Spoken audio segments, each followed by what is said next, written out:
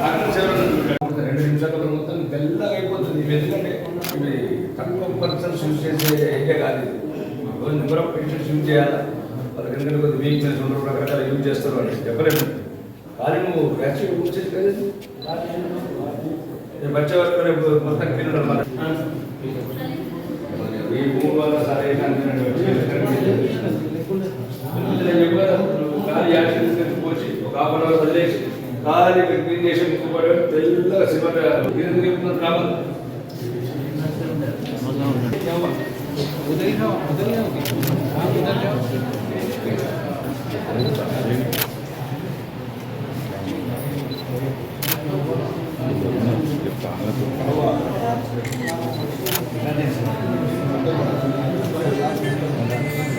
కులాలకు అతీతంగా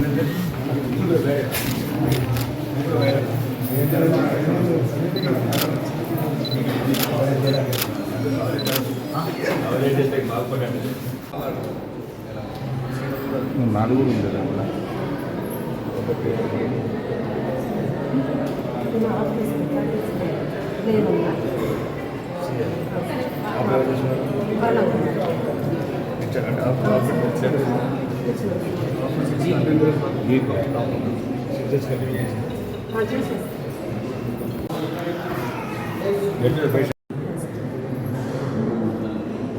సంపన్న సార్ ఇప్పుడు 8 మెంబర్స్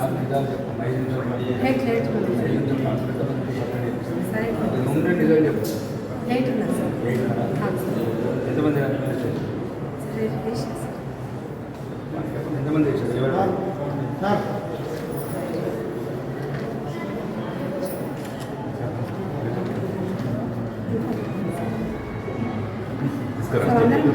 ఇదంతా క్లాస్ కదా సార్. స్టార్ట్ సార్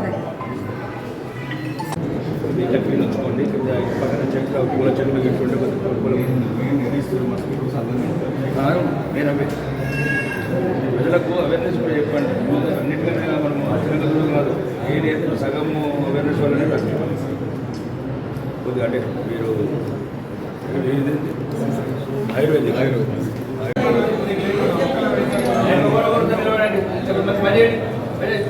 హాస్పిటల్ పని అసలు నేర్చుకుంటే ప్రొఫెషన్ నేర్చుకుంటే మీరు కరెక్ట్ ఉండరు.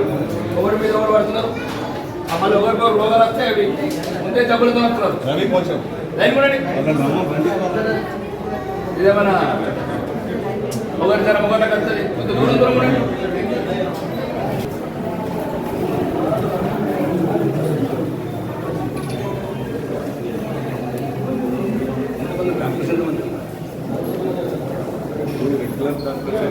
తీసుకున్నారు సార్. మిగతా వాళ్ళంతా దీనిలో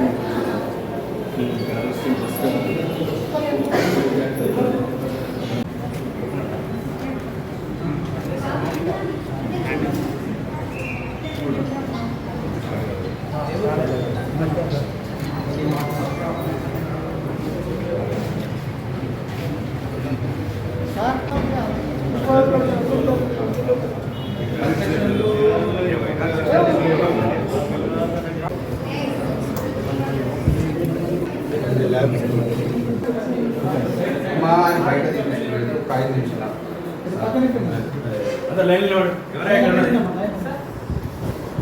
జనాలకు క్రమశిక్షణ నేర్పండి.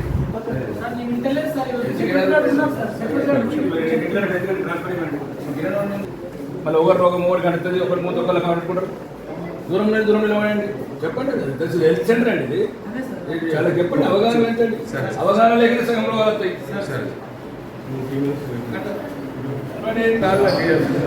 అవగాహన పెంచాలి రైతు మీద.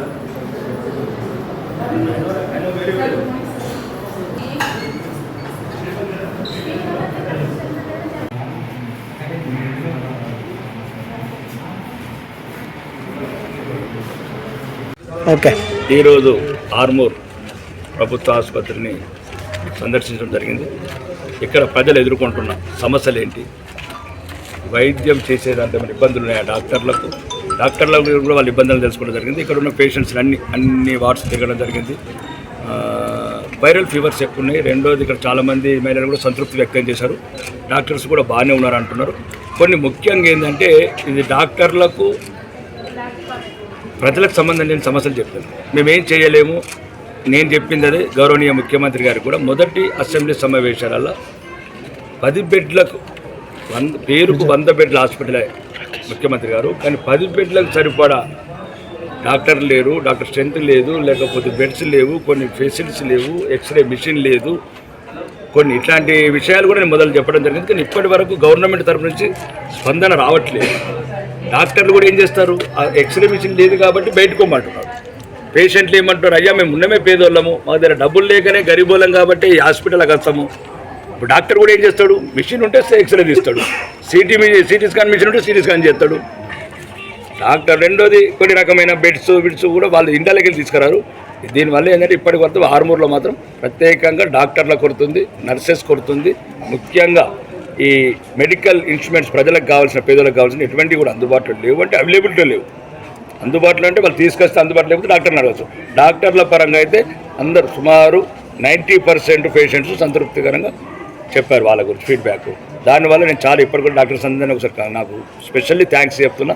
నా ఆరుమూరు హాస్పిటల్లో కూడా ఇట్లాంటి డాక్టర్లు ఉండటం నా అదృష్టం, ముఖ్యంగా నా ప్రజల అదృష్టం కూడా, పేదవాళ్ళది.